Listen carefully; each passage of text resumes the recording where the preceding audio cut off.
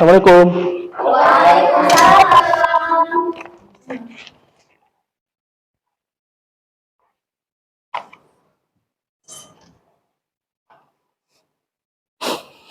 Oke, apa kabar? Alhamdulillah, luar biasa. Oke, alhamdulillah. Oke, baik. Untuk memulai pembelajaran kali ini, mari kita sama-sama mengucapkan basmalah. Nah, baik, sebelum kita masuk ke pembelajaran, di sini Bapak akan absen terlebih dahulu ya. Siapa? Luis, Hadir. Fajar, Hadir.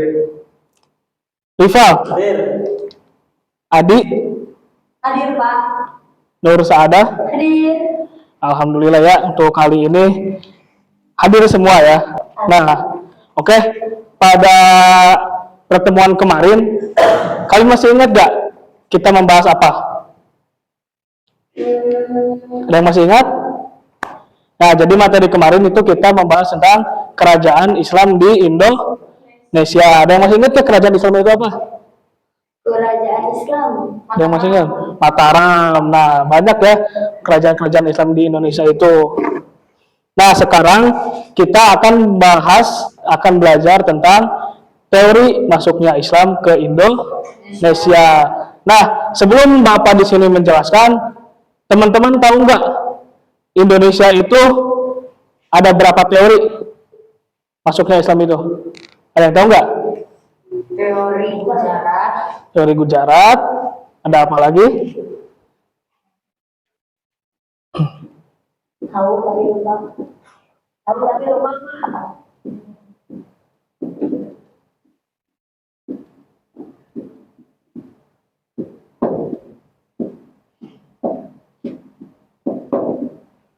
Masuknya Islam ke Indonesia. Tadi yang teman-teman tahu, jadi ada 4 ya, ada 4 teori. Tadi yang disebutkan oleh Adi itu teori Gujarat. Ada yang tahu lagi selain teori Gujarat?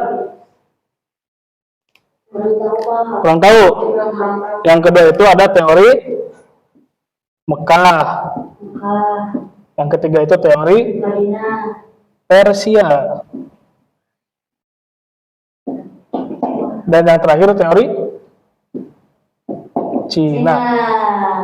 Nah, coba kalian bisa lihat di atas. Nah, masuknya Islam ke Indonesia itu lewat teori yang 4 ini, itu kebanyakan itu masuk jalur laut. Karena apa? Karena Indonesia merupakan negara kepulauan. Bapak ada sebuah video ya. Kalian bisa simak, bisa lihat tentang videonya. Silakan untuk disimak.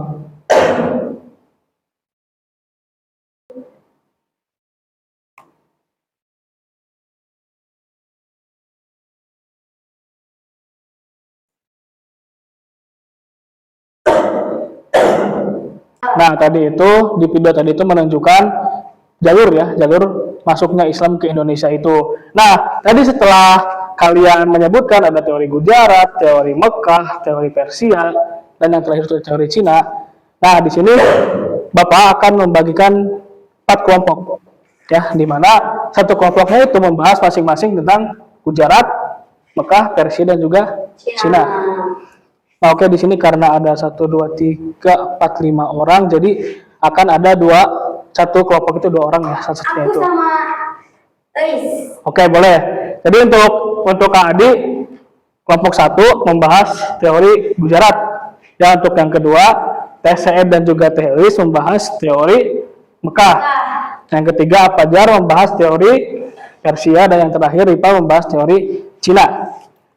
Nah, di sini Bapak akan menyebutkan atau akan membuat suatu permasalahan di mana nanti teman-teman di sini akan menjawab dan juga mencari solusinya gitu kan. Nah, permasalahannya itu adalah kenapa ada banyak sekali teori tentang masuknya Islam ke Indonesia. Nah, itu yang pertama, ada teori Gujarat, Mekah, Persia, dan juga Cina kan. Terus masing-masing dari kelompok kalian itu, dari yang Mekah, Persia, dan yang lain-lain itu, kalian cari di sumber informasi apapun, termasuk juga nanti di internet, silakan untuk dibuka HP-nya. Nah, cari tentang kapan masuknya Islam ke Indonesia menurut teori-teori yang ini, masing-masing teori. Terus yang kedua, bukti fisiknya. Ketiga bukan Pak? Yang kedua, yang pertama itu tadi yang cari ininya, cari apa namanya itu? Kapan masuknya kan? Ya, kapan waktu itu pertama. Oh, yang pertama bukan alasan kenapa banyak teori Pak? Ya kenapa banyak masuknya? Oh, iya benar ya. Masuk berarti ini dijawab enggak? Oh ya, itu yang pertama yang itu. Yang pertama yang kenapa ada banyak teori. Terus yang kedua, dari masing-masing teori ini kapan masuknya itu ya. Misalkan dari Cina itu kapan masuknya, terus dari Gujarat kapan masuknya. Terus yang ketiga itu bukti fisiknya itu apa saja. Nah, silakan Bapak kasih waktu 3 menit untuk membahas tentang permasalahan yang tadi Bapak buat. Nanti boleh buka HP ya Pak? Boleh, silakan. Karena boleh cari di internet. Ayo.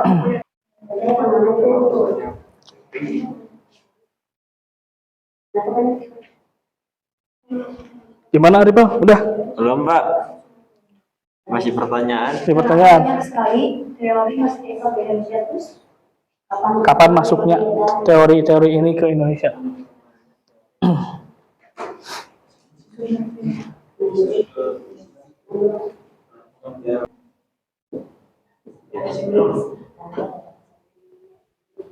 Belum? Yuk, bentar lagi ya. Sudah anak-anak? Belum, Pak. Belum? Berapa nomor lagi Arifah? Satu lagi, Pak. Satu lagi. Baca udah? Satu lagi, Pak. Satu lagi.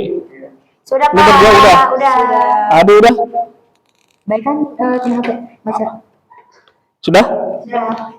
Oke, tinggal 2 lagi ya. 2 kelompok lagi. Oke, baik anak-anak semua, waktunya sudah selesai. Sekarang Bapak minta ya dari masing-masing kelompok yang sudah dibagi tadi maju ke depan untuk mempresentasikan hasil yang telah kalian diskusikan tadi. Silakan dimulai dari yang teori pertama, teori Gujarat. Siapa? Teori Gujarat? Ya. Yang pertama itu, kenapa banyak sekali teori masuknya Islam ke Indonesia. Nah, teori mengenai masuknya Islam ke Indonesia ini memang sangat beragam karena para sejarawan menggunakan sudut pandang dan bukti yang berbeda-beda, mulai dari catatan perjalanan penjelajah, lisan kuno, hingga kemiripan tradisi budaya. Kemudian, apa itu teori Gujarat? Ya. Masuknya ke Indonesia itu pas kapan? Ya. Kapan teori Gujarat masuk ke Indonesia? Waktu peristiwanya itu teori ini meyakini Islam masuk ke Indonesia itu pada abad ke-13 Masehi. Ya, lanjut. Fisiknya itu ada lisan Sultan Malik As-Saleh, ada lisan Maulana Malik Ibrahim, kemudian ada catatan Marco Polo. Udah mungkin. Oke, cukup. Berikan tepuk tangan untuk Adi. Nah, silakan yang kedua tentang teori Mekah. Silakan maju ke depan.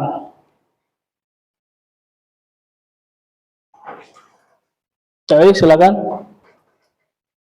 Yang pertama itu kenapa banyak teori dari teori Mekah itu yang jawabannya karena keterbatasan prima atau bukti tertulis seperti lisan, perdagangan, daya tadi tradisi gitu ya. Terus yang kedua kapan masuknya teori Mekah itu yaitu abad ke-7 dan Ya, abad betul ke-8. sekali.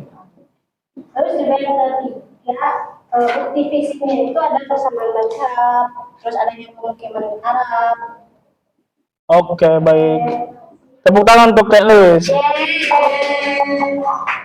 Yang ketiga untuk teori Persia. Silakan Pak Fajar maju ke depan. Tentu saja yang pertama itu kenapa banyak teori masuknya Islam ke Indonesia, karena proses masuknya Islam ke Indonesia terjadi sangat lama dan bertahap, dan lalu melalui banyak jalur perdagangan internasional. Pada masa itu tidak ada catatan sejarah yang lengkap sehingga para ahli menafsirkan berdasarkan bukti yang berbeda-beda. Terus yang kedua yaitu kapan masuknya Islam ke Indonesia. Menurut teori Persia, Islam masuk ke Indonesia pada abad ke-13. Abad ke-13, betul. Teori ini menyebutkan bahwa pedagang telah lama di Persia singgah ke Nusantara sambil berdagang dan menyebarkan Islam. Terus yang ketiga, bukti fisiknya yaitu batu nisan makam Sultan Malik Al-Saleh yang memiliki corak mirip seperti Persia. Yang kedua itu kaligrafi dan seni ukir pada makam-makam kuno yang bercorak Persia. Terus ketiga itu arsitektur masjid kuno yang menunjukkan pengaruh Persia. Yang terakhir adanya penggunaan huruf Arab Persia dalam beberapa tulisan lama. Oke, baik, terima kasih ya Fajar. Tepuk tangan untuk Pak Fajar. Oke, selanjutnya yang terakhir yaitu teori Cina akan disampaikan oleh Arifah. Silakan maju ke depan. Oke, Silakan. saya akan menilai tentang teori Cina ya. Ya. Nah, yang pertama itu pertanyaannya, mengapa terdapat banyak teori? Islam tidak masuk ke Indonesia melalui satu jalur saja ya, atau satu waktu yang seragam. Ada tiga faktor utama yang menyebabkan munculnya berbagai teori. Yang pertama itu bukti yang beragam. Sejarawan menemukan bukti yang berbeda-beda seperti nisan kuno, teori penjara, catatan perjalanan musafir, teori Makkah, hingga tradisi budaya teori Persia. Perbedaannya, sebagian teori fokus pada siapa yang membawa pedagang, ulama, atau musafir. Terus untuk proses yang bertahap, Islamisasi adalah proses panjang yang melibatkan perdagangan, perkawinan, dan dakwah. Yang kedua, kapan Islam masuk menurut teori Cina? Ya, betul. Menurut teori Cina, Islam masuk ke Nusantara pada abad ke-7 hingga abad ke-8 Masehi. Teori ini meyakini bahwa migrasi Muslim dari Cina, khususnya dari wilayah Kanton atau Guangzhou, terjadi karena adanya huru-hara atau perampasan penduduk Muslim di Cina pada masa dinasti Tang. Terus selanjutnya itu bukti fisik masuknya Islam menurut teori Cina. Nah, teori Cina tidak hanya bersandar pada catatan sejarah kronik, tetapi juga pada beberapa bukti fisik dan pengaruh budaya. Yang pertama, penggunaan gelar dan nama Cina. Nah, yang contohnya itu apa sih? Berdasarkan baban tanah Jawi dan serat kanda raja-raja pertama Kesultanan Demak. Nah, contohnya Raden Patah yang disebut memiliki nama Cina ya. Udah, mungkin itu saja ya. Masih banyak lagi. Cukup. Ya, udah. Udah cukup. Duduk. Oke, terima kasih untuk Arifah. Silakan tepuk tangan untuk Arifah. Oke, baik anak-anak semua. Nah, inilah tentang masuknya Islam ke Indonesia itu. Nah, tadi yang pertama itu kenapa bisa banyak yang kalian sebutkan tadi? Karena agama Islam masuk ke Indonesia itu secara bertahap, tidak langsung dalam satu waktu. Nah, ada yang mengatakan dari Gujarat itu India ya. Ada yang mengatakan dari Mekah, Persia itu Iran atau juga Cina. Nah, masing-masing dari teori tersebut juga itu masuk dengan abad yang berbeda-beda ya, dari Gujarat pada abad ke-13, dari Makkah pada abad ke-7, dari Persia dari abad ke-13, dan juga dari Cina itu dari abad ke-7. Nah, itu ya. Nah, oke. Ini materi yang Bapak sampaikan untuk pertemuan kali ini. Bapak harapkan untuk anak-anak semua, untuk teman-teman semua yang ada di sini bisa untuk memahami tentang masuknya Islam ke Indonesia itu seperti apa saja. Nah, itu ya yang ingin Bapak sampaikan. Terima kasih untuk perhatian dan juga atensinya. Oke, terima kasih. Kita akhiri pembelajaran kali ini dengan mengucap hamdalah bersama-sama. Alhamdulillahirrahmanirrahim. Kurang lebihnya Bapak mohon maaf. Wassalamualaikum warahmatullahi wabarakatuh.